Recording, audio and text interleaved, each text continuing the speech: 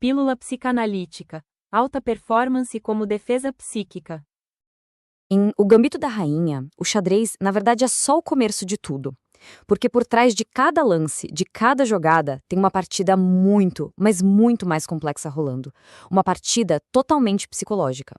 E é sobre esse jogo interior que a gente vai mergulhar hoje. Essa frase aqui, olha, resume perfeitamente a tensão da história. Pensa só. De um lado, tem o brilho, o gênio do xadrez. Do outro, uma batalha interna intensa que, no fundo, define toda a jornada da Beth Harmon. E é exatamente essa batalha que a gente vai tentar decifrar. Bom, para começar, vamos focar naquilo que todo mundo vê de cara, sabe? No aspecto mais celebrado da vida da Beth. O seu gênio, que é inegável, e o sucesso estrondoso que ela alcança no mundo do xadrez.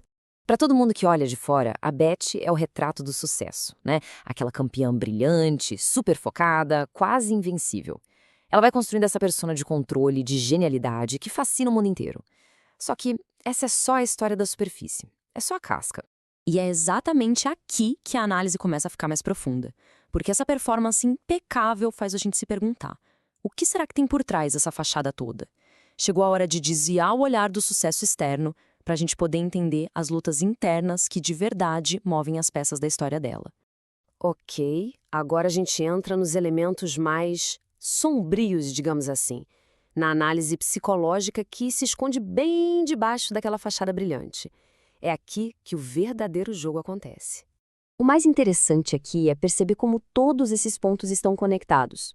A orfandade é o trauma inicial, de onde tudo parte.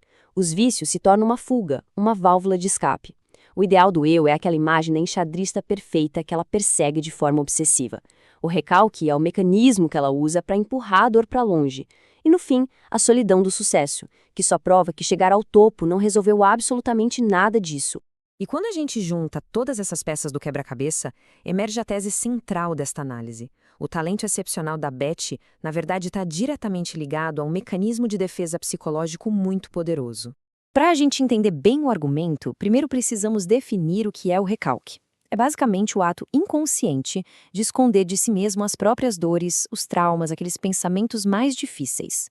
É uma forma de autoproteção, sabe? E que no caso da Beth se manifesta de uma maneira muito, muito particular.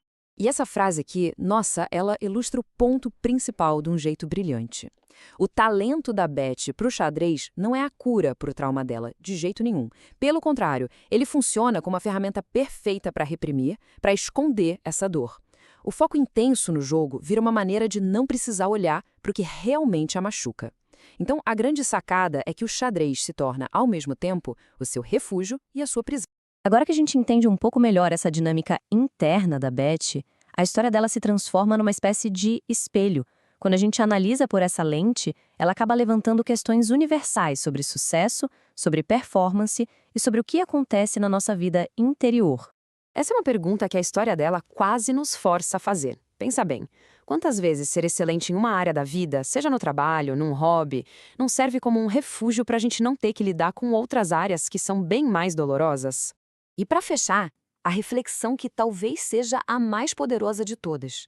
As medalhas, os troféus, todo o reconhecimento, o que é que eles podem estar escondendo no fundo? A história da Beth nos convida a pensar sobre o preço emocional do sucesso e sobre as feridas que as vitórias por si só não conseguem curar.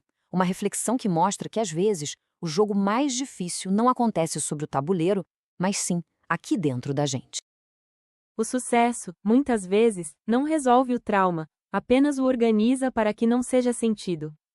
Gostou do conteúdo? Curta, comente e compartilhe. Esse gesto sustenta a continuidade desta playlist de pílulas psicanalíticas.